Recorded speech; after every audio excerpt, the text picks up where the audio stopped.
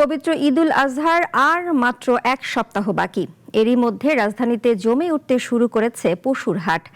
দেশের বিভিন্ন অঞ্চল থেকে গরু ছাগল নিয়ে রাজধানীর দিয়াবাড়ির হাটে ভিড় করছেন খামারি ও ব্যাপারীরা। তবে এখনো ক্রেতার উপস্থিতি কম। রাজধানীর দিয়াবাড়ি বিশাল খোলা মাঠ জুড়ে সারি সারি গরু আর ছাগল। কোথাও দেশি গরু, কোথাও আবার কোরবানির জন্য আনা হয়েছে বড় আকারের ষাঁড়। কেউ এসেছেন কুষ্টিয়া থেকে, কেউ নাটোর, পাবনা কিংবা সিরাজগঞ্জ থেকে।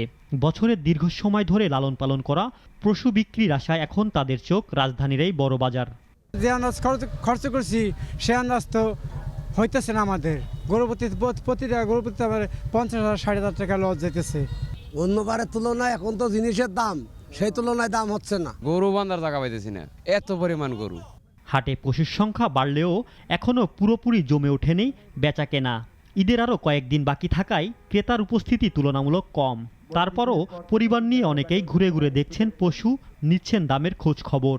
এখনো তো ঈদ আসতে আরো কয়েকদিন বাকি আছে, তো এখন দাম তো চড়া থাকবে আশা করি। তো আশা করি সামনের দাম একটু কমতে পারে।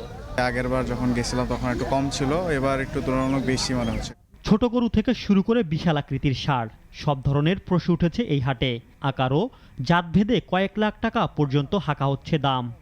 অল্প সামর্থ্য আছে যে একটা ছাগল দিব, তাদের পক্ষে ছাগল দেওয়া মনে হয় কঠিন হয়ে যাবে।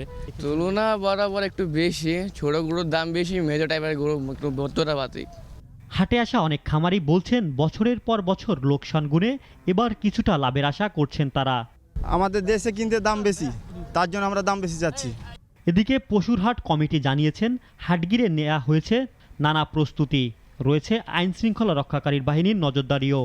আমাদের 800 স্বেচ্ছাসেবক দ্বারা প্রত্যেকটি রাস্তা ক্লিয়ার রেখেছি, যাতে মানুষ সহজে চলাচল করতে পারে এবং বিক্রেতারাও তারা সহজে চলাচল করতে পারে। আর আমরা আশা করছি এবার ইনশাল্লাহ আমাদের 70,000 প্লাস গরু বিক্রি হবে ইনশাল্লাহ।